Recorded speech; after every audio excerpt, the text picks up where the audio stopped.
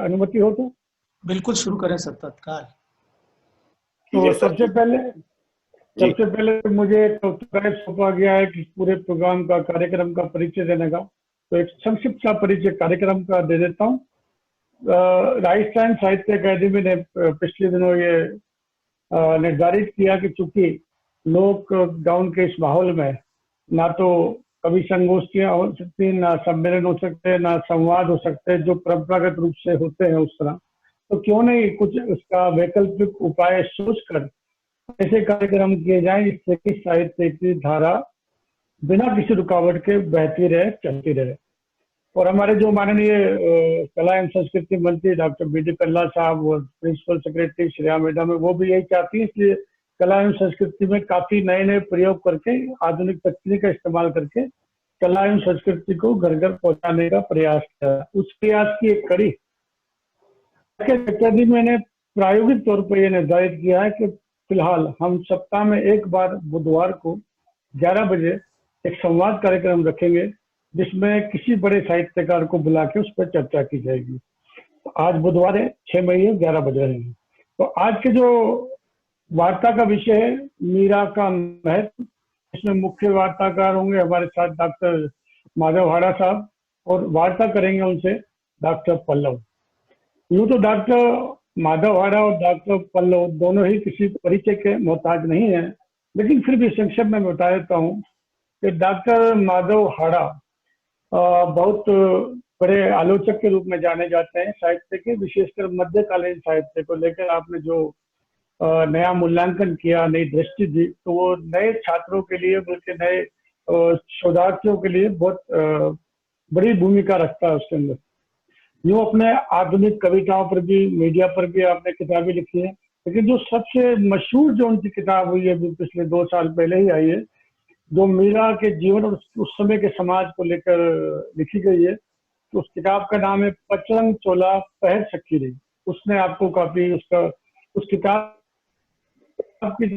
के माध्यम से आपकी तरफ लोगों का बहुत ध्यान गया है।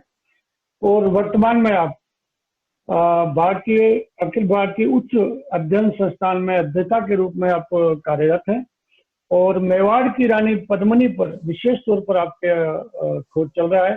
तो डॉक्टर माधव हाड़ा, आपका बहुत बहुत स्वागत है। Thank you sir, thank you very much. Doctor Pallav बहुत युवा हैं और इस कम उम्र में इन्होंने साहित्य में बहुत बड़े बड़े कारनामे कर दिए हैं। आप भी एक आलोचक के रूप में ही जाने जाते हैं, जो आज आप माधव हाड़ा से बात करेंगे। यूं उनकी अपनी किताबें भी 2 किताबें जिनको मैं जान पाया हूँ, कहानी का लोकतंत्र और लेखकों का संसार, ये 2 किताबें पल्लव की है, लेकिन उन्होंने बहुत अधिक संपादन का कार्य किया है। किताबों का नाम लेना शुरू करूंगा बहुत समय लग जाएगा। जो किताबों का नाम जिनको मैं पढ़ पाया, जिनको मैं देख पाया, वो 2-4 किताबों का नाम है मीरा एक पुनर्मूल्यांकन, गप्पेड़ी से गपशप, 1, 2, 3 और 80 का काशी। ये मुझे नाम याद है पल्लव के, बाकी किताबें उन्होंने बहुत सारी संपादित की। लेकिन जिस रूप में मैं जानता हूँ वो है उनके बनारस बन के संपादक के रूप में, जो कि उन्होंने पिछले 10 साल पहले इसको शुरुआत की थी और अपने अकेले कंधे पे लेके उस छोटी सी एक साहित्यिक पत्रिका को यहाँ तक पहुंचा दिया। पल्लव, बहुत बहुत शुभकामनाएं और आपका स्वागत। धन्यवाद। तो और वर्तमान में के अंदर अध्यापन कार्य कर रहे हैं। तो इस परिचय के बाद से मैं यहाँ से हट जाऊंगा, दर्शक के रूप में आपसे जुड़ा रहूंगा। रामदयाल जी अगर आ गए हो तो बता दूं, रामदयाल मेहरा साहब जो है वो यूं तो साहित्य अकेडमी में हमारे समारोह प्रभारी के रूप में रहते हैं और लेकिन एक अपने आप में एक स्वतंत्र साहित्यकार भी हैं। उनका राजस्थानी जो काव्य संग्रह कल्प की मानवता मुलक तो मुलक बड़ा मशहूर हुआ है। इसके अलावा राजस्थान में आपने गजलों का संग्रह भी किया आध्यायों से पहले, और एक उनका हिंदी का गजल संग्रह भी आ चुका है। वो इस पूरे संवाद में प्रतिनिधि के रूप में आपके साथ रहेंगे। फिलहाल मैं यहाँ से विदा चाहता हूँ, लेकिन दर्शक के रूप में आपसे मौजूद रहूंगा। धन्यवाद आप सभी का, जो जुड़े उनका भी। Thank you.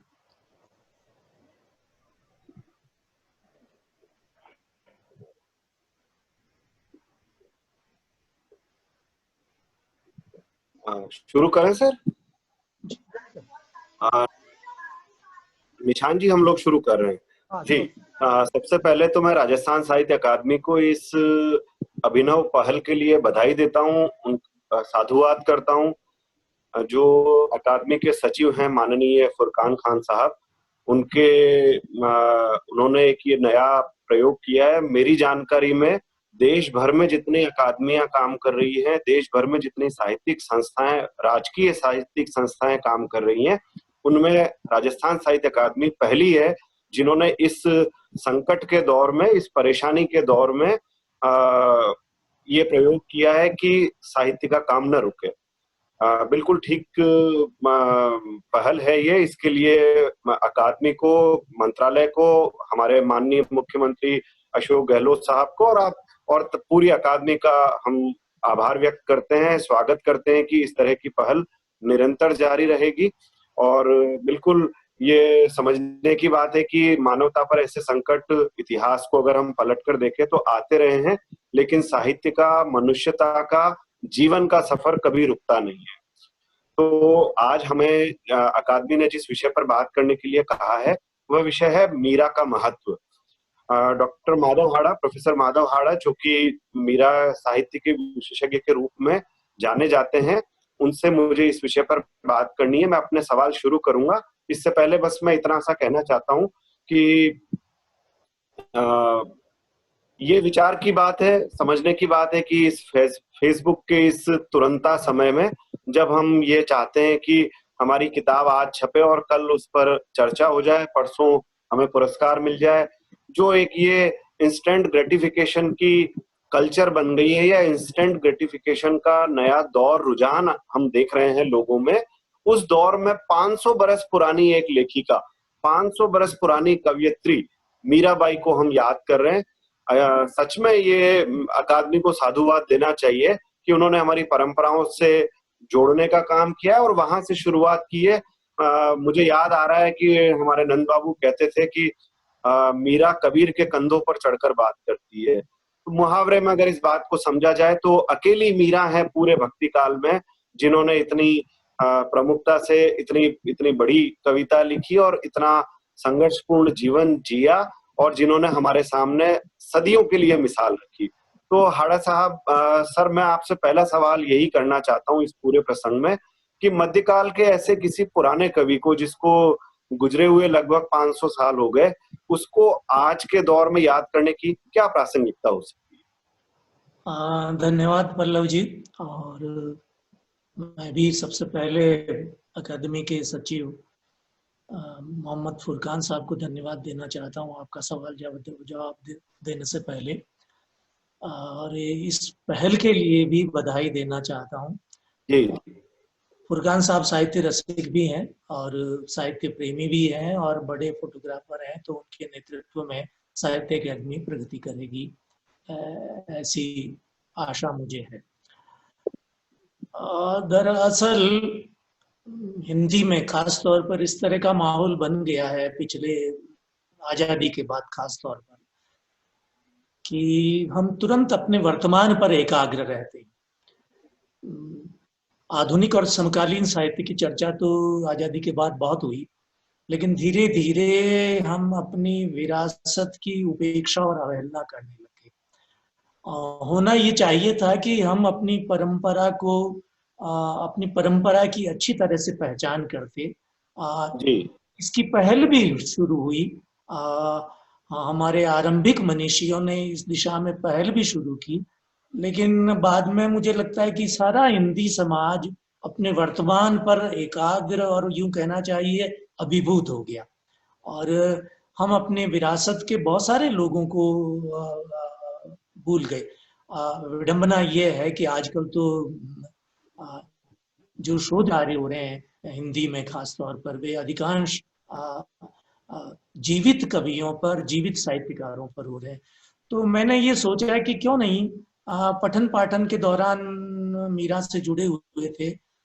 मुझे लगा कि सारे मध्यकाल में, सारे भक्ति काल में वो एक अलग स्वर है, संत भक्तों से भी अलग स्वर है। तो मेरा मन हुआ कि इसको नए सिरे से पढ़ा जाए, और जब मैंने पढ़ना शुरू किया तो मुझे लगा कि सचमुच वो अलग एक अपना एक अलग स्वर रखती है मीरा। और अपनी अलग अलग पहचान रखती है। वो उसको किसी सरलीकरण में, संत भक्तों के सरलीकरण में जो हमारे विद्वानों ने आरंभ में किए, वो उन सरलीकरणों में अंटती नहीं है। इसलिए मैंने उसको नए सिरे से पढ़ना शुरू किया और एक संकल्प के साथ पढ़ना शुरू किया कि इसको अलग तरह से समझना चाहिए। जी जी। सर, ये एक सवाल मेरे मन में आ रहा है आपकी बातचीत को सुनते हुए कि मीरा पर जो मीरा के महत्व को हम ठीक से जाने समझें, उसके लिए जरूरी है कि थोड़ा सा पीछे भी झांक कर देखें। हिंदी में, या ये यूं कहें कि साहित्य में, आलोचना में मीरा पर बातचीत की शुरुआत कब से होती है और उस बातचीत का या उस पुराने काम का क्या महत्व है? मैं आपको याद दिलाऊं, पुरोहित हरिनारायण जी ने मीरा बृहत पदावली का संपादन किया था और तैयार किया था, जिसके 2 या 3 खंड आए थे। परशुराम चतुर्वेदी, जो कि संत साहित्य के बड़े विद्वान माने जाते हैं, उन्होंने एक मीरा के पदों का चयन तैयार किया था, जिससे शिकायतें भी हैं हम सबको। पद्मावती शबनम बनारस की एक महिला थी जिन्होंने मीरा पर 2 या 3 किताबें लिखी। मीरा सुधा सिंधु, मैं नाम उनका भूल रहा हूं, जो एक विद्वान थे। जी जी। तो और अभी हमारे दौर में, जिसे ये कहें कि नए जमाने में, 80 के दशक में या 70 के दशक में डॉक्टर विश्वनाथ त्रिपाठी की किताब आई थी मीरा पर। तो ये इन तमाम जो पुराने काम जो मीरा के संबंध में किए गए, उन पर अगर हम ये थोड़ा जल्दी से सटरी तौर पर।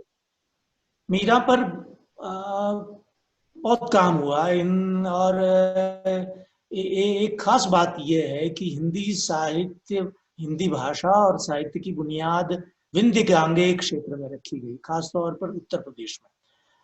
तो जो आरंभिक सारे विद्वान थे वो विंध्य गांगेय क्षेत्र के थे।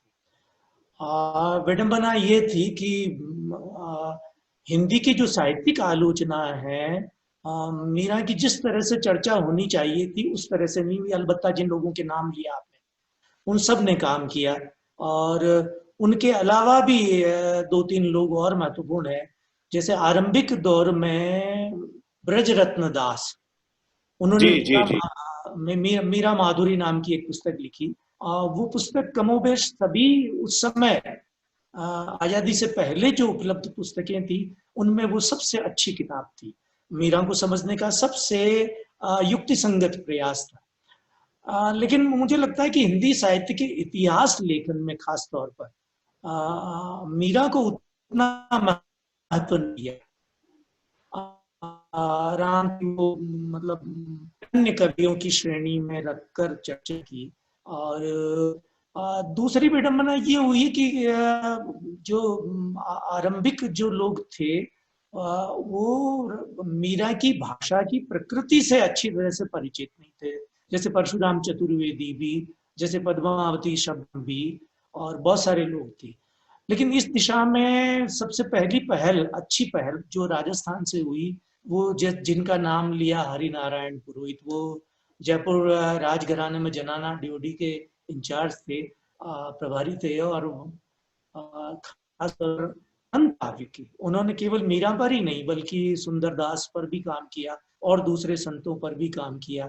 लेकिन आजीवन उन्होंने मीरा पर काम किया, और मीरा पर काम भी इस तरह किया बहुत वैज्ञानिक ढंग से, युक्ति संगत ढंग से। उन्होंने बहुत सारे पदों का संकलन किया, एक कुछ कसौटियां भी बनाई जिनके आधार पर। लेकिन विडंबना यह है कि ये कार्य प्रकाशित होने से पहले ही उनका निधन हो गया।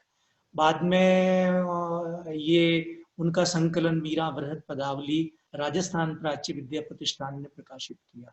मुझे लगता है कि मीरा पर सबसे अधिक अच्छा, सबसे अधिक प्रामाणिक अर्थ में, मीरा के अर्थ में, मीरा की रचनाओं के अर्थ में प्रामाणिक शब्द का इस्तेमाल नहीं करना चाहिए, लेकिन जी जी। सबसे विश्वसनीय काम, सबसे मान्य काम हरिनारायण पुरोहित ने किया।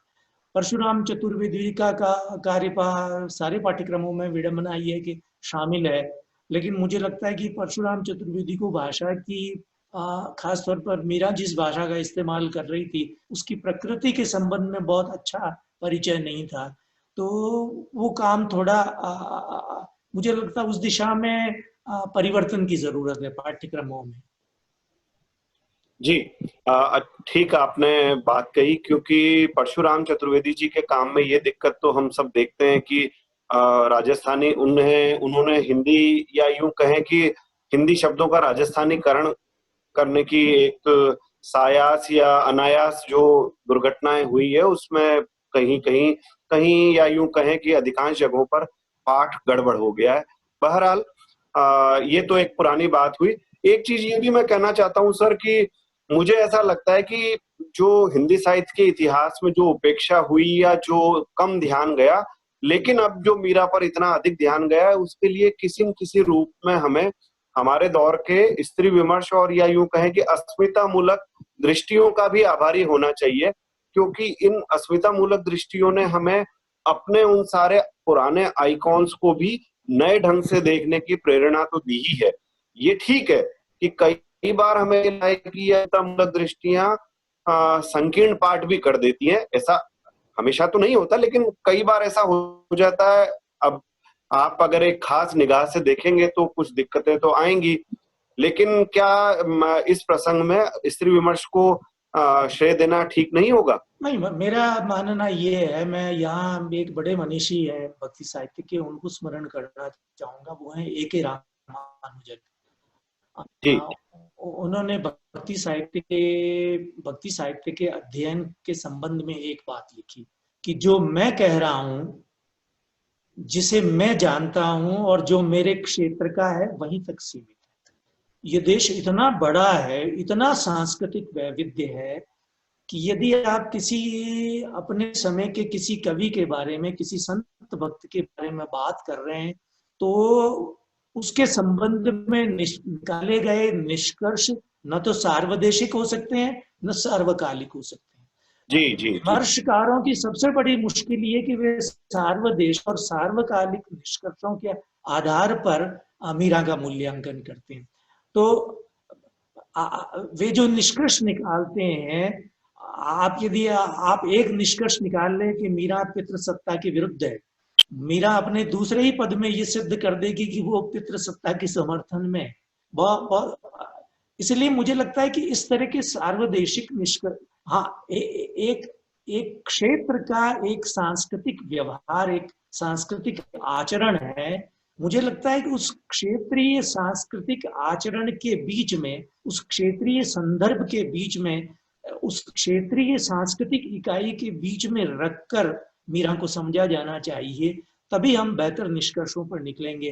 अस्मिता विमर्शी निष्कर्षों पर कुछ भी नहीं। मीरा के संबंध में स्त्री विमर्शकारों ने बहुत सारे निष्कर्ष निकाले और उनका कोई युक्ति संगत आधार नहीं है। ये बात जरूर है कि मीरा दिलचस्पी के केंद्र में आ गई अचानक।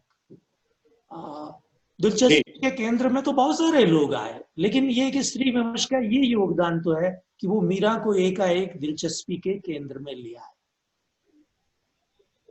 मुझे याद आता है 2012 में आपने एक मीरा पर अपने काम का प्रारंभिक अंश मीरा का समाज दिया था, जिसे एक पुस्तिका या एक विशेष छोटे से अंक के रूप में जो प्रकाशित भी हुआ था बाद में, मीरा का समाज।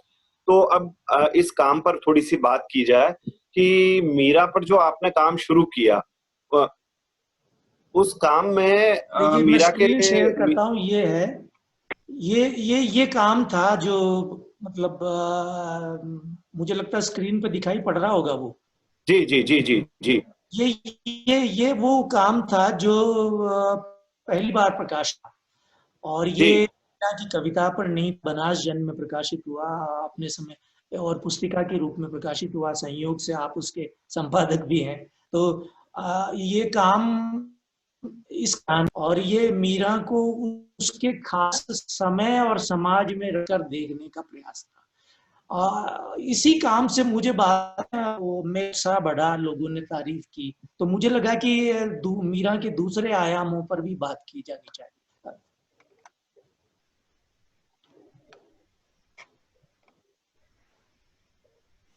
जी जी।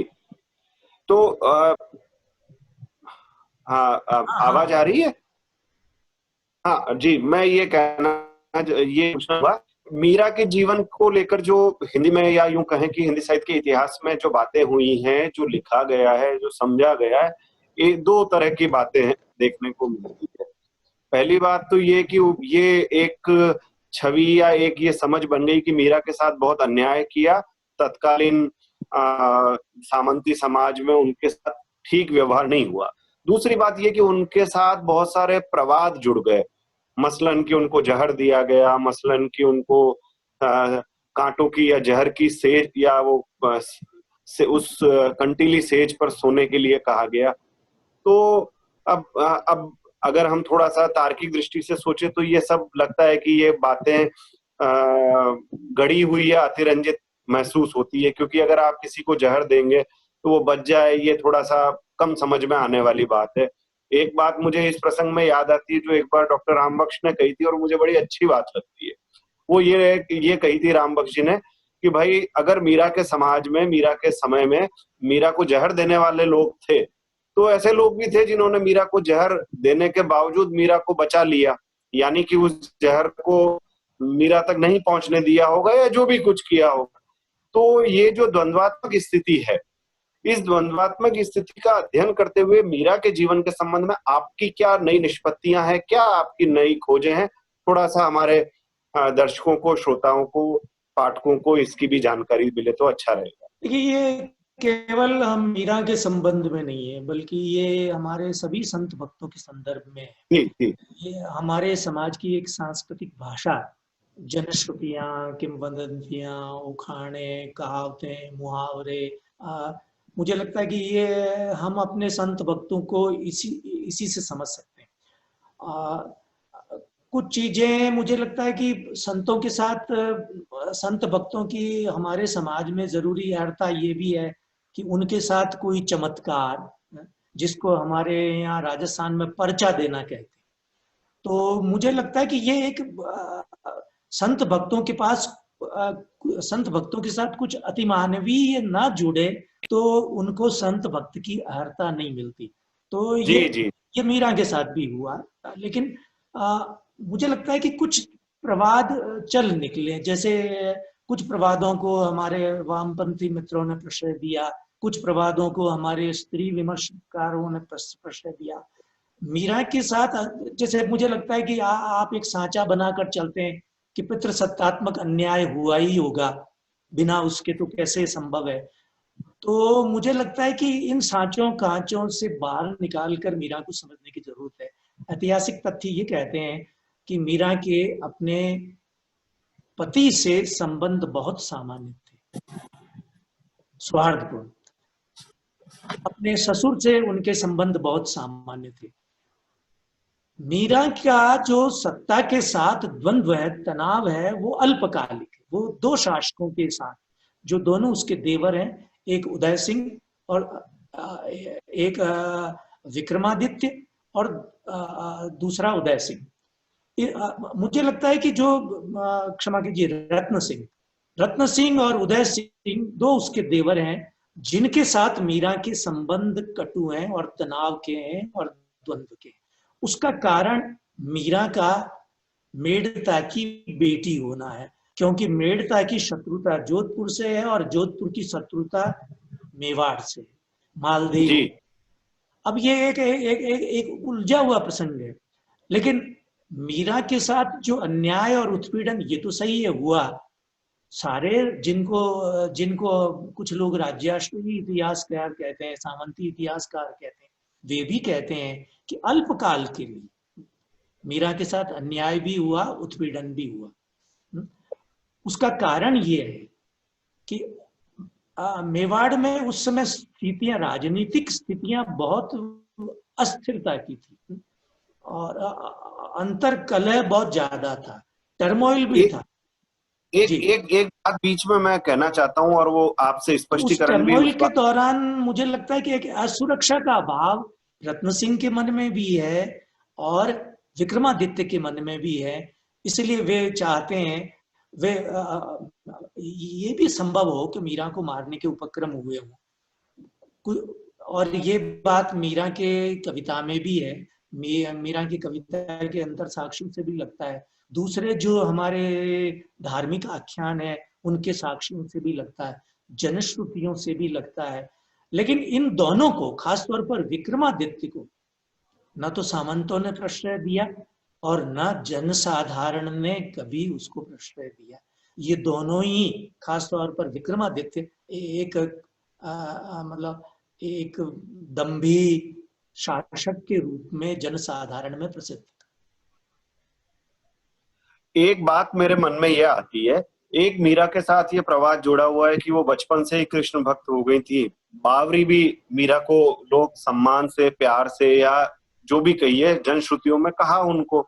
लेकिन मेरे मन में यह आता है कि अपने समय में उत्तर भारत का सबसे बड़ा शासक राणा सांगा, जिनकी मीरा पुत्र वधू है, राणा सांगा इतने नासमझ तो नहीं होंगे कि वो अपने ज्येष्ठ पुत्र के लिए, जो कि मेवाड़ का भावी राजकुमार, भावी राजा है, उसके लिए किसी बावरी से उसकी शादी कर देंगे।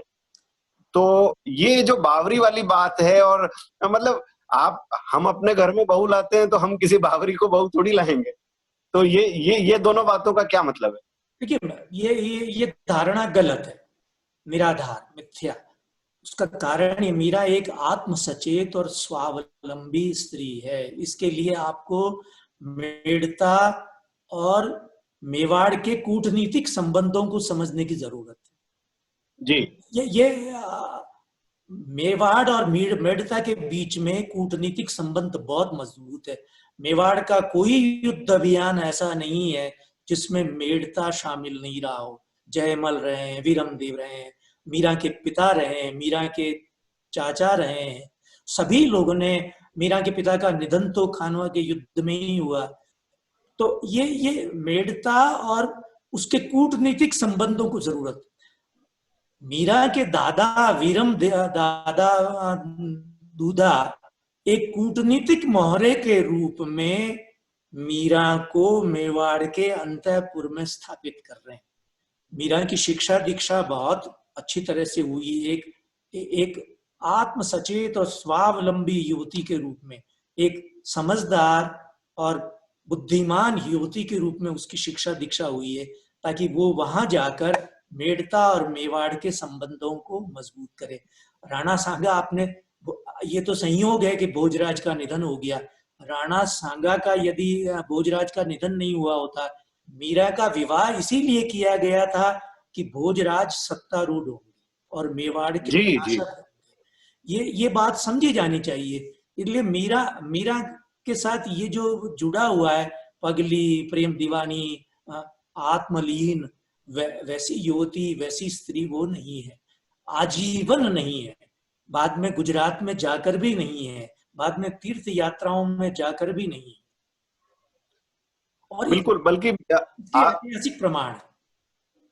आपकी बात को थोड़ा सा और आगे बढ़ाता हूं मैं, और मैं ये कहने की, अगर आप मुझे अनुमति दें, कि ये तो हालांकि इतिहास में इस बात नहीं होते कि ये होता तो यूं होता, लेकिन अगर हम इस तरह से चीजों को देखने की कोशिश करें तो बात और ज्यादा साफ हो जाएगी। वो ये कि कल्पना कीजिए, महाराणा सांगा और बाबर की जो खानवा में लड़ाई हुई, उसमें अगर बाबर हार गए, बाबर की हार होती और राणा सांगा की जीत होती, तो दिल्ली की गद्दी महाराणा सांगा को मिलती। एक शासक जो कि दिल्ली का, या यूं कहें कि पूरे भारत का शासक बनने की जिसकी हसरत है, जिसकी तैयारी है, जिसकी सामर्थ्य है, वो शासक कभी भी एक बावली, इन्वर्टेड कॉमा में जिसे कहा जाए, बावली को तो कैसे बहू बनाएगा। खैर, ये इस बात से आगे, मेवाड़ उत्तर भारत का, सांगा के समय उत्तर भारत का सबसे बड़ा साम्राज्य। बिल्कुल बिल्कुल बिल्कुल। और वो मतलब महाराणा सांगा ने इतने युद्ध अभियान किए, इतने आंतरिक कलहों से जूझा कि वो बहुत बुद्धिमान और समझदार व्यक्ति थे। 2 बार उनको सत्ताच्युत करने की कोशिशें हुई, तो वो अच्छा बुरा भला कूटनीति ये सब समझते थे। तो उन्होंने अच्छा, दूसरा और खास बात ये है कि वीरम देव की पत्नी गोरजा देवी महाराणा सांगा की बहन है। हाँ, ये समझा जाना चाहिए। मीरा को समझने के लिए ये जो संबंधों की जो जटिलता है, उसको भी मीरा का लालन पालन उसने किया। विवाह में भी उसकी प्रमुख भूमिका रही होगी, ये माना जाना चाहिए। वीरमदेव की पत्नी की, और वीरमदेव की पत्नी ने ही मीरा का लालन पालन किया, क्योंकि उसकी माँ का निधन बहुत पहले हो गया था। ये बहुत जरूरी है। मुश्किल क्या है कि हम केवल कविता के आधार पर यदि निष्कर्ष निकालने लगे, मीरा की कविता बहुत समावेशी और लचीली और उदार है, उससे आप कुछ भी सिद्ध कर सकते हैं। लेकिन यदि कविता को आप इतिहास के, जनश्रुतियों के, लोक की बरक्स रखकर समझने की कोशिश करें तो अच्छे निष्कर्ष आएंगे और युक्ति संगत निष्कर्ष भी आएंगे। जी जी, ठीक बात है, आपने बिल्कुल ठीक कहा।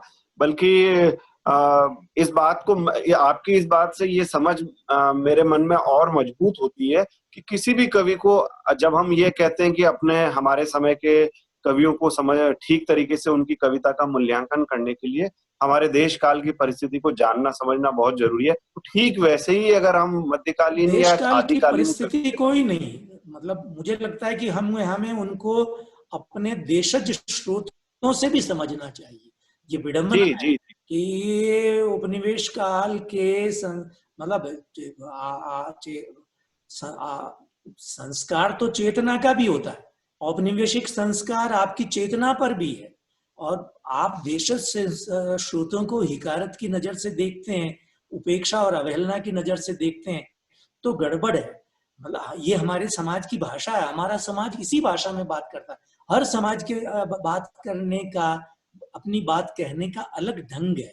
हम अपने समाज के बात कहने की ढंग को उपेक्षा और अवहेलना और हिकारत की नजर से देखने लग गए। मुझे लगता है अब इससे बाहर आना चाहिए, इस स्लेवरी से बाहर आना चाहिए। मीरा के संबंध आपकी में जितने देशज स्रोत हैं, जितने आख्यान है, धार्मिक आख्यान है, और उन सभी को नए सिरे से पढ़ने की जरूरत है। हमने उनको दरकिनार कर दिया। कुछ निकाल यूरोपियनों ने निकाल दिए, फ्रॉड ने निकाले, बाद में कुछ और लोगों ने निकाले, परवर्ती उनके अनुवर्ती भारतीय इतिहासकारों और साहित्यकारों ने निकाले। हम उन्हीं का अनुगमन किए जा रहे हैं, उन्हीं को अभी तक काम किए। बिल्कुल, आपकी बात से याद आता है एक अनूठा काम जो उदयपुर के आपके और हम सब लोगों के परिचित विद्वान महेंद्र भानावत जी ने किया था, निर्भय मीरा। वो इस मुझे याद आ गया, इसीलिए मैंने इस बात को यहाँ करना जरूरी समझा कि वो एक अपने ढंग का अलग तरह का काम था, जिसमें देशज स्रोतों और ये कहा जाना चाहिए कि हमारी जो सांस्कृतिक या धार्मिक जो परंपराएं हैं उनके माध्यम से कहीं मीरा को देख समझने की कोशिश भानावत जी ने भी की। हाँ, उनकी बहुत विख्यात, मतलब चर्चित किताब है निर्भय मीरा। लेकिन मुझे लगता है कि देशज स्रोतों को एक ऐतिहासिक विवेक के साथ देखना जरूरी। जी आप यदि जी देशज स्रोतों को ऐतिहासिक विवेक के साथ नहीं देखते तो मुश्किलें होती है। फिर ये कि फिर उनके उसमें गड़बड़ होने की संभावनाएं रहती है। लेकिन देशज स्रोतों को ऐतिहासिक विवेक के साथ पढ़ा जाना चाहिए और देखा जाना चाहिए। ठीक है सर, अब हम दूसरी तरफ चलते हैं। एक सवाल पैदा होता है मीरा के समाज को लेकर। ये एक हम सब लोगों ने औपनिवेशिक धारणाओं के अंतर्गत ये मान लिया है या इस बात को अपने मन में स्थायी रूप से ग्रहण कर लिया है कि हमारा मध्यकाल या हमारे देश का मध्यकालीन समय, हमारे देश के मध्यकाल का समाज ठहरा हुआ है। तो ये मैं आपसे पूछना चाहता हूं कि क्या मीरा का समाज ठहरा हुआ समाज माना जाना चाहिए? क्या उस समाज में कोई गति, बेचैनी, परिवर्तन के लक्षण हमें नहीं मिलते? क्या एक ठहरे हुए समाज में कोई इतना बड़ा कवि हो सकता है, चाहे वो कबीर हुआ हो, चाहे तुलसी हुआ हो, चाहे मीरा जैसी कवियत्री हुई हो? देखिए, एक तो ये मानना चाहिए कि कोई समाज कभी पूरी तरह ठहरा हुआ नहीं होता। जी ये धारणा ही गलत है। यदि आप मार्क्सवादियों की भी बात करें तो वे भी समाज में निरंतर एक द्वंद्व की बात करते हैं।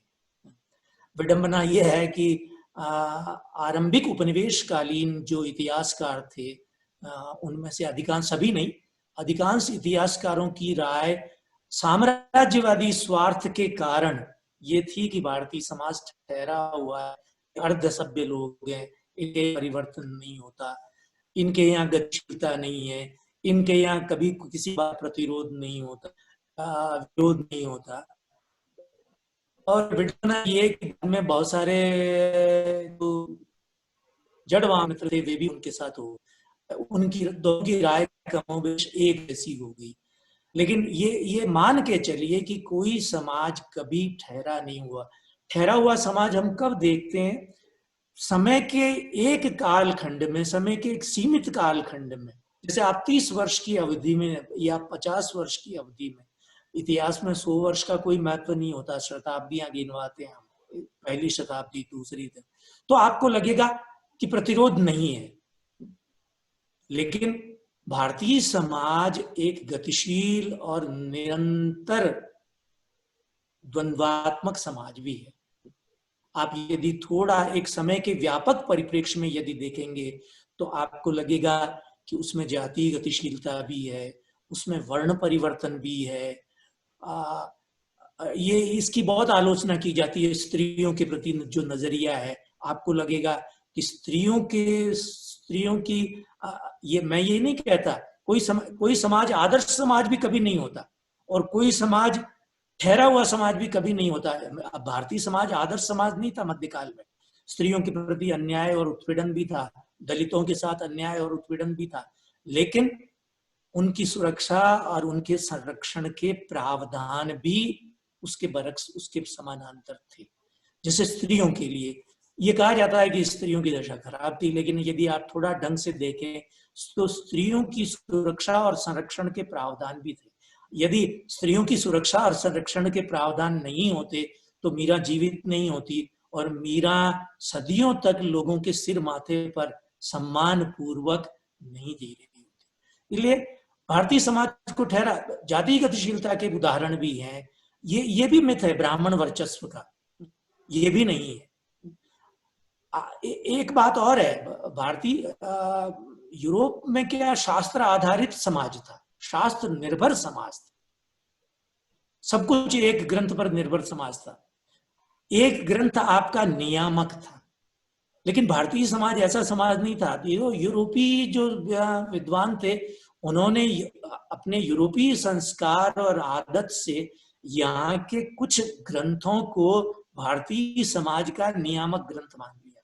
लेकिन दैनंदिन जीवन में आप यदि मनुस्मृति की बात भी करें, आप ब्राह्मण आदर्श की बात भी करें, तो दैनंदिन जीवन में वे कभी प्रभावी रहे होंगे, कभी उनका असर रहा होगा, दैनंदिन जीवन में लोग उसके आधार पर आचरण करते होंगे, ये संभव ही नहीं है। लोग अपने लोगों की सुविधा सबसे महत्वपूर्ण है, लोगों की सुविधा। आप देखिए हमारे सारे कर्म कांडों का लोगों की सुविधा के अनुसार, जनसाधारण की सुविधा के अनुसार निरंतर सरलीकरण होता गया। मैं ये नहीं कहता श्रुति, सारे शास्त्र आपकी स्मृति में तो है, आपके संस्कार में तो है, लेकिन धीरे धीरे धीरे आपकी सुविधा के अनुसार उनका सरलीकरण होता गया, सुविधा के अनुसार। इसलिए मुझे लगता है कि दैनंदिन स्रोतों को, दैनंदिन जीवन को, दैनंदिन जीवन में जो होता है प्रैक्टिस, दैनंदिन जीवन के जो हमारे आचरण है उनको नए सिरे से पढ़ाना जाना चाहिए। तो आपको लगेगा कि एक अलग समाज, शास्त्र निर्भर बल्कि शास्त्र कथित समाज से एक अलग समाज आपको दिखाई पड़ेगा। शास्त्र वाला समाज कभी हमारे यहाँ कहा गया कि मैंने एक उदाहरण दिया है इस किताब में कि ब्राह्मण शासक सुबह उठकर दान करता था, फिर पूजा करता था, दिन भर ईश्वर की वंदना करता था, संध्या वंदन करता था। आप यदि थोड़ी देर तक इस पर विचार करें, मैंने मध्यकालीन साहित्य की किताब का उदाहरण दिया है। आप शासक के जीवन में विलास और इसके अलावा कुछ है ही नहीं, सुबह से लगाकर शाम तक।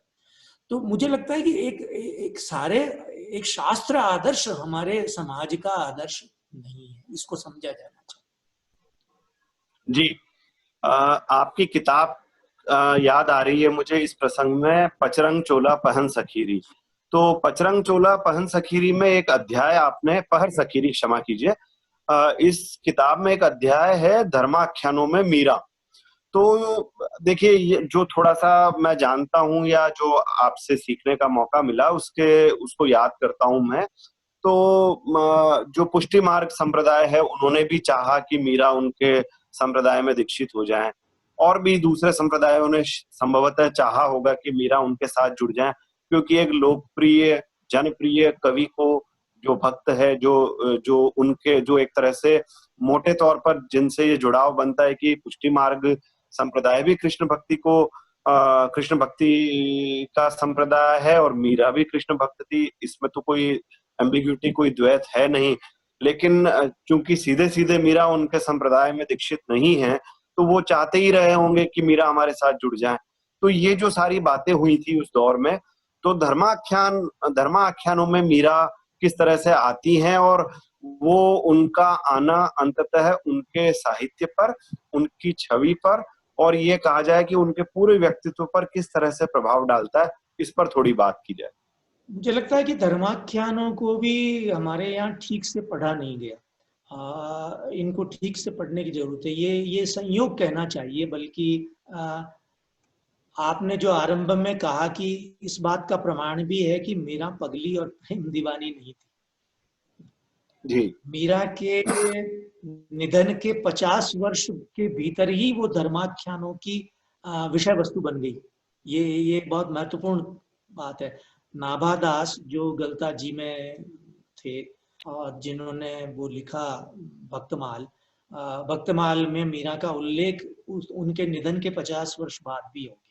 लेकिन भक्तमाल के उल्लेख में खास बात यह है कि मीरा को संत भक्त नहीं कहा गया है, वो संत भक्तों का सम्मान करने वाली स्त्री। अभी उसने संत भक्त की हैसियत जो भारतीय जनसाधारण में एक जो अर्हता योग्यता चाहिए वो अभी अर्जित नहीं की है। लेकिन इससे पहले हरिराम व्यास के यहाँ मीरा का उल्लेख हो गया है। और खास बात यह कि ये सभी संत, हरिराम व्यास और बहुत सारे संत, द्वारका से यात्रा करते हुए या यहाँ से उधर जाते हुए मीरा का आतिथ्य ग्रहण कर चुके हैं। देखिए, ये इसको पुष्टि मार्ग के साथ, खासतौर पर जिसको वल्लभ संप्रदाय कहते हैं हम, उसके साथ मीरा के संबंध को प्रतिरोध और आत्मसातीकरण की प्रक्रिया से समझना चाहिए। ये किसी भी समाज का जरूरी प्रक्रिया। मुझे लगता है कि मीरा एक सावंत थी और उसकी हैसियत बहुत बड़ी थी, जनसाधारण में लोकप्रिय भी बहुत थी, और ये प्रतिद्वंद्विता भी शायद रही होगी संप्रदायों के बीच में। कृष्ण भक्ति के बहुत सारे संप्रदाय अस्तित्व में आ गए थे, वृंदावन में भी, और गुजरात तक फैल गए थे। उनकी लोकप्रियता भी बहुत थी। तो वे सभी प्रभावशाली व्यक्तियों को, शासक व्यक्तियों को, जिनका समाज में प्रभाव है, उनको जोड़ने का उपक्रम करते थे। तो वल्लभ संप्रदाय ने भी मीरा को अपने संप्रदाय में दीक्षित करने के प्रयास किए। जो दोनों वार्ता ग्रंथ हैं, 252 वैष्णवन की वार्ता और 84 वैष्णवन की वार्ता, उनमें 4 वार्ताएं, बल्कि यूं कहना चाहिए लगभग 4 या 5 वार्ताएं ऐसी हैं जो मीरा से संबंधित है। लेकिन इसमें मीरा की उपेक्षा करते हुए दिखाए गए हैं और उन सबको विठलनाथ या वल्लभाचार्य का भक्त दिखाया गया है। लेकिन बाद में मीरा धीरे धीरे वल्लभ संप्रदाय ने भी स्वीकार कर लिया। बाद में नागरी दास के समय मीरा वल्लभ संप्रदाय में स्वीकार हो गई, लगभग 200-300 वर्षों बाद। और बाद में गुजरात में भी इस तरह के दस्तावेज मिलते हैं जिसमें मीरा वल्लभ संप्रदाय में दीक्षित हो गई। ये आरंभिक थोड़ा एक कन्फ्रंट, मीरा जो चाहते थे, एक दुविधा थी कि आप वल्लभाचार्य को श्री कृष्ण अवतार मान लें। मीरा के मन में ये दुविधा थी, इस बात को लेकर तनाव था। लेकिन बाद में धीरे धीरे ये स्वीकार हो गया। और बाद में दूसरे धर्म मीरा के संबंध में खास बात ये है, सारे मध्यकालीन कवियों, संत, भक्तों से अलग मीरा ने किसी संप्रदाय में दीक्षा नहीं ली। उनके संबंध में प्रसिद्ध है मीरा सुत जायो नहीं, शिष्य न मूंडियो कोई। मीरा का कोई शिष्य नहीं हुआ, मीरा का कोई परंपरा नहीं चली। इसीलिए मीरा की रचनाओं का संरक्षण भी नहीं। मीरा की रचनाएं जो मिलती, बाकी कबीर के संप्रदाय बने, दादू के संप्रदाय बने, रेदास के संप्रदाय बने, कई संप्रदाय बने, उनकी पीठें बनी, परंपराएं आगे तक चली, उनकी रचनाओं के संकलन हुए। मीरा का संकलन नहीं मिलता। जो 18वीं शताब्दी की पांडुलिपि मिलती है वो उदयपुर में मिलती है, छोटी सी एक गुट का। इसलिए ये है कि सभी बाद में तो मुझे लगता है कि जो राम भक्त संप्रदाय थे उनमें भी मीरा स्वीकार्य हो गई। जहां कृष्ण था वहां राम आ गया। और लोक में शायद ये विभाजन और कृष्ण का विभाजन था भी। मुझे लगता है कि मीरा के यहाँ ये विभाजन नहीं था। मीरा के यहाँ सगुण और निर्गुण का विभाजन नहीं है कहीं भी। जी, मुझे लगता है समय अब हमारे पास बहुत ज्यादा नहीं है। मैं थोड़ा सा मीरा की कविता पर आपसे बात जानना चाहूंगा, आपसे समझना चाहूंगा कि मीरा के जीवन और समाज पर हमने खूब बात की। मीरा की कविता अंततः आपकी किताब जिसका मैं अभी जिक्र कर रहा था, पचरंग चोला पहर सकीरी, उसमें भी आपने ये बात लिखी है कि खास तरह की स्त्री अभिव्यक्ति के लिए मीरा की कविता को हम याद कर सकते हैं। लेकिन कुल मिलाकर समग्रता में पूरे अगर हम मध्यकाल को देखें या यूं देखें कि हिंदी साहित्य के इतिहास को के केंद्र में अगर हम मीरा को रखकर देखें तो मीरा की कविता अंततः क्या मूल्य है और उसका मूल्यांकन किस तरह से किया जाना चाहिए? देखिए, मीरा की कविता बहुत अद्भुत है, बहुत असाधारण, अलग और खास। ये कहा जाए, मतलब ये मीरा को यद्यपि संत भक्तों में गिना जाता है, लेकिन उसकी कविता की भाषा संत भक्तों की रूढ़ भाषा नहीं। स्त्री कवियत्रियां भी जिन्होंने दीक्षा ले ली किसी संप्रदाय में, जैसे सहजोबाई और दयाबाई, तो उनकी भाषा भी रूढ़ संत भक्त भाषा हो गई। वो भी कबीर की भाषा दोहरा रही, रैदास की भाषा दोहरा रही है, मीरा किसी की भाषा नहीं दोहरा रही। लेकिन इसका मतलब ये नहीं कि मीरा के अध्यात्म नहीं है, उच्च कोटि का अध्यात्म है। चालो अगम के देश, और आप उसके बिंब और प्रतीक देखें, है? सारे लोक से लिए हुए, सारे अपने आसपास से लिए, वस्त्र गागरो, मतलब एकदम निजी, एकदम अर्जित, अपना कमाया हुआ अध्यात्म।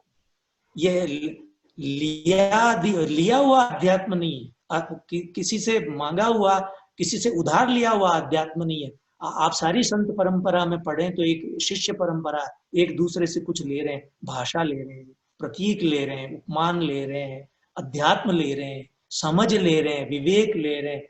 मीरा के यहाँ सब कुछ अर्जित, मीरा कमा रही है, ये बहुत महत्वपूर्ण है। इसलिए मीरा की अच्छा, दूसरा, मीरा की कविता के संबंध में एक बात और जो कही जानी चाहिए, मीरा की कविता में जोड़ बाकी बहुत हो, ये हमारे जनसाधारण की सुख दुख की कविता भी है। किसी स्त्री को लगा कि उसकी अपनी पीड़ा है तो उसने भी कुछ उसमें, किसी को मारा बाबू साहब की जो बेगा लेवा आज। तो मुझे मीरा की बाद में मीरा परंपरा हो गई राजस्थान में, एक बहुत सारी स्त्रियां हो गई ऐसी जिनको मीरा कहा जाता। एक और बात जो मीरा की कविता के संबंध में है कि जीवन और जगत का जैसा निषेध संत भक्तों के यहाँ है, कि कहना चाहिए कृष्ण भक्तों के यहाँ तो नहीं है उतना, लेकिन फिर भी है, वैसा मीरा की कविता में नहीं है। आप देखिए वर्षा, हाँ, मुझे लगता है कि उसका हर 5वां 6ठा पद वर्षा पर है। होली, आपको लगेगा कि उसका हर दूसरा तीसरा पद होली पर है। मतलब जीवन का जो उल्लास है, जीवन का जो आवेग है। अच्छा, प्रकृति बहुत सघन और मूर्त भी, ऐसी मूर्त और सघन प्रकृति, ऐसा मूर्त और सघन जगत आपको हिंदी के और किसी संत भक्त कवि के यहाँ मिलेगा, ये मुश्किल का बहुत है। आप देखिए, मतलब पेड़ पौधे, वनस्पतियां, नदियां, और खास तौर पर मतलब मीरा गुजरात चली गई है तो राजस्थान के स्मृति है। मतलब आंबा पाक्या कलहर केरी नींबूडा मारे देश, बहुत सुंदर। और लोक बहुत सघन और मूर्त उनकी है। अच्छा, दूसरा, मीरा अपने आवेगों को जैसा संत भक्त करते हैं, मतलब उनको उनको स्थगित नहीं करती। इच्छाओं को, कामनाओं को, है ये कामनाएं भले ही हो सकता है कि लौकिक आलम्बन के लिए नहीं हो, कोई अलौकिक आलम्बन के लिए हो, लेकिन ये कामनाएं अपने पूरे वेग के साथ, पूरी सघनता के साथ उनकी कविता में आती। और एक सबसे महत्वपूर्ण बात, संत भक्त कवि अपनी वैयक्तिक पहचान और राग द्वेष के प्रति एकदम मौन है, बात ही नहीं करते। कबीर कहाँ के थे, कौन है, कभी नाम नहीं लेते। रैदास बताएंगे भी नहीं, संत भक्त बताएंगे नहीं। मीरा अपनी नाराजगी, अपना अमर्ष, अपना द्वेष, दुश्मनी, है, अपनी वैयक्तिक पहचान, है, वो सब व्यक्त करती है कि मैं मेड़ता की हूँ, मारो काई कर लेसी, मतलब सब उसके भीतर जो राग द्वेष है उनका स्थगन नहीं है। संत भक्त राग द्वेषों से मुक्त है, लेकिन मीरा के यहाँ अंतिम समय तक, गुजरात चले जाने तक वो दोष दे रही है कि अनपर छोड़ियो देश, कि तुझे पता नहीं मैंने देश क्यों छोड़ा। इसलिए मीरा की कविता, देखिए ये किताब मीरा की कविता पर एकाग्र किताब नहीं है। जी, जी। मीरा के जीवन को समझने के लिए कविता बतौर साक्ष्य इसमें इस्तेमाल की गई है। कभी अवसर मिलेगा तो मीरा की कविता को भी, मीरा बहुत मतलब ठोस बातें कहती है। कोई निंदो कोई बिंदो, है, मेरी कोई निंदा करे सराहना करे, सोने काट न लागे। सोने में कोई जंग थोड़ी लगता है। इसलिए मेरा, सही बात है जी। हाँ, बस एक और बात आपसे जानना चाहता हूँ सर कि ये जो किताब आई आपकी, पचरंग चोला पहर सखीरी, मीरा के जीवन और समाज पर जो आपने किताब लिखी, उस किताब के संबंध में एक समय हमारे पास थोड़ा सा है, बस संक्षेप में आपसे इतनी सी बात पूछना चाहता हूँ, जानना चाहता हूँ। वो ये कि इस पर मोटे तौर पर जो मैं समझता हूँ 2 तरह की प्रतिक्रियाएं मिली। एक तो प्रशंसात्मक, स्वयं प्रकाश जी जैसे और पुरुषोत्तम अग्रवाल जी जैसे लोगों ने बहुत मुक्त कंठ से इस किताब की सराहना की, लेकिन दूसरी तरफ ऐसे भी रिव्यूज और ऐसी भी प्रतिक्रियाएं मिली जिसमें ये माना गया कि ये देखने की, मीरा को इस तरीके से देखने की दृष्टि ठीक नहीं है। तो आप क्या समझते हैं कि कुल मिलाकर जो मीरा की कविता या मीरा के जीवन पर जो ये किताब आई है, उसका मूल्यांकन एक आलोचक के रूप में या एक अध्येता के रूप में आप किस तरह से इन प्रतिक्रियाओं को देखते हैं?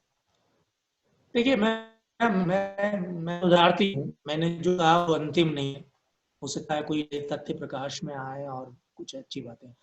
इस किताब को समझने और इस किताब का मूल्यांकन करने में जो प्रशंसात्मक दृष्टि रही वो तो ठीक है, लेकिन जो आलोचनात्मक दृष्टि रही उसके पीछे एक सबसे बड़ा कारण है कि आपके पास पहले से कुछ सांचे खांचे। यदि जो बात कही जा रही है अगर वो उन सांचों खांचों में आती है तब तो ठीक है, और उन सांचों खांचों से बाहर जाती है फिर वो ठीक नहीं है। मुझे लगता है कि आप सिले हुए वस्त्र लेकर निकलें और उसके मूर्तियां ढूंढते हैं। हाँ, उसके सिले हुए वस्त्र लेकर मूर्तियां खोजते हैं, उसके अनुसार मनुष्य खोजने निकले। तो ऐसे बहुत सारे लोग थे जिनके सिले हुए वस्त्रों में ये मीरा नहीं आ रही थी। जैसे मैं बहुत मुक्त भाव से कहना भी चाहूंगा, जैसे स्त्री विमर्शकारों के सिले हुए वस्त्रों में ये मीरा नहीं आती थी, वामपंथी मित्रों के सिले हुए वस्त्रों में ये मीरा नहीं आती थी। ये मीरा जो मीरा थी वो मीरा थी। और मैंने संकल्प पूर्वक सभी अंतर बाधाओं से बाहर रहकर, दाखिल खारिज की अंतर बाधाओं से बाहर रहकर, सिले हुए वस्त्रों की अंतर बाधाओं से बाहर रहकर और औपनिवेशिक अंतर बाधाओं से बाहर रहकर मीरा को समझने की कोशिश की। और मुझे लगता है कि जो मीरा इससे निकल कर आती है वो कमोबेश ठीक है। और इसका अंग्रेजी अनुवाद वाणी प्रकाशन से मीरा वर्सेस मीरा नाम से बहुत जल्दी, शायद 1-2 महीने में सामने आ जाएगा। एक रामदयाल जी, अभी तो 5 मिनट है ना, 2 मिनट में मैं अपनी बात खत्म करूंगा। हाँ, रामदयाल जी जुड़ गए हैं राजस्थान साहित्य अकेडमी से। बस ये इतना सा मैं और दर्शकों के लिए, श्रोताओं के लिए, हमारे सभी पाठकों के लिए, मीरा के साहित्य में रुचि रखने वाले लोगों के लिए मैं ये बात कहना चाहता हूँ और आपसे पुष्टि भी करवाना चाहता हूँ। साहित्य अकेडमी भारत सरकार के लिए आपने मीरा रचना संचयन का संपादन किया, निर्माण किया, तो उसमें आपने कुछ पद मीरा या यूं कहना चाहिए बेस्ट ऑफ मीराबाई आपने एक तरह से बनाया। तो थोड़ा सा उसके बारे में 1 मिनट में अगर आप अपनी बात कुछ कह लें तो श्रोताओं को, दर्शकों को जानकारी मिली। देखिए, ये मतलब मुझे लगता है ये काम ऐसा था कि मेरी निर्भरता भी अंततः हरिनारायण पुरोहित पर है। अधिकांश पद में वहां से लिए, और लेकिन मैंने कोशिश की थी, जैसे आनंद स्वरूप वे भी राजस्थान के थे और उनका कार्यक्षेत्र कुंभलगढ़ के आसपास था। उन्होंने भी आजीवन वो पद एकत्रित किए। मैंने कोशिश की कि ऐसे लोग जो, जिनको भाषा की, मैं राजस्थानी शब्द भी इस्तेमाल नहीं करूंगा क्योंकि मीरा जो भाषा इस्तेमाल कर दरविश ये संज्ञा नहीं आई थी, तो जिनको इस भाषा का स्वीकार है थोड़ा सा और जो इस भाषा को थोड़ा समझते हैं, उन सभी से मैंने वो रचनाएं संकलित की और ये पद तैयार किया। और ये पद अकारादिक्रम से है और मैंने कोशिश की कि उनकी कोई बहुत व्याख्या नहीं की जाए। मीरा की कविता मतलब एक भिन्न तरह के पाठ की अपेक्षा करती है। हर व्यक्ति, मीरा स्पेस देती है आपको पाठ के लिए भी। तो मैंने बहुत जो मुश्किल शब्द थे उनके अर्थ तो उसमें रखे हैं जो हिंदी में प्रचलित नहीं है, लेकिन उस संकलन को तैयार करते समय और आपको मीरा मतलब और अच्छी लगने लगती है। जैसे मुझे लगता है कि बीड़ को काटो, अभी ये मुझे लगता है कोई उत्तर प्रदेश का, देश के किसी हिस्से का आदमी ये बीड़ा, जो ये राजस्थान क्या, राजस्थान में भी केवल मेवाड़ का आदमी समझ सकता है कि बीड़ा क्या होता है और उसका कांटे का तकलीफ कितनी होती है। तो मुझे लगता है कि मीरा वो संकलन मुझे ठीक संकलन है। और अब तो उसका संस्करण ही खत्म हो गया है, शायद अब ये कोरोना संकट समाप्त हो तो उसका दूसरा संस्करण निकले, बहुत जल्दी बिका वो।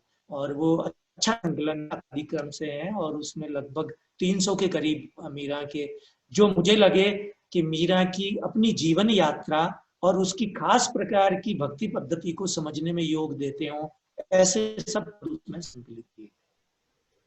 जी, तो मेरा ख्याल है कि अब एक घंटा पूरा हो गया है हमारी बातचीत का।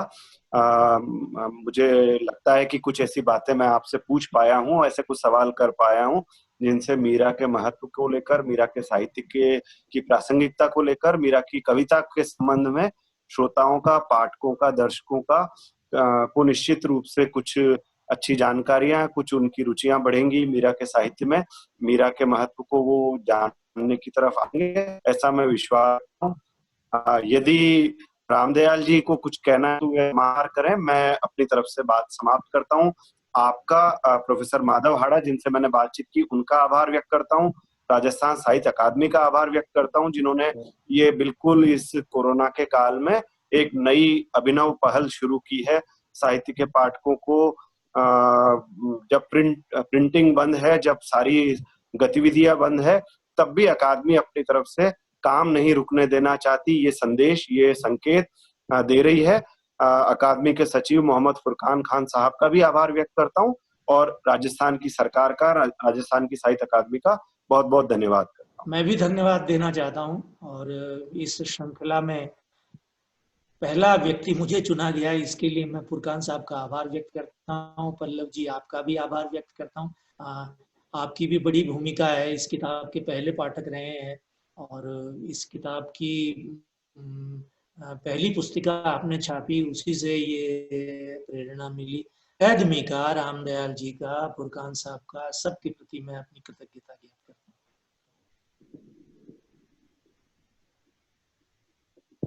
हूँ। राजस्थान साहित्य अकादमी की ओर से मैं ऑनलाइन इस सृजन कार्यक्रम में दोनों संवाद करता माधव हाड़ा साहब, डॉक्टर पल्लव साहब का करता हूँ, और श्रोता दर्शकों का भी मैं बहुत बहुत धन्यवाद ज्ञापित करता हूँ। भविष्य में भी हमारे अकादमी सचिव फुरकान साहब की पहल पर हम इस तरह के आयोजन करते रहेंगे। बहुत बहुत धन्यवाद। Thank you. धन्यवाद।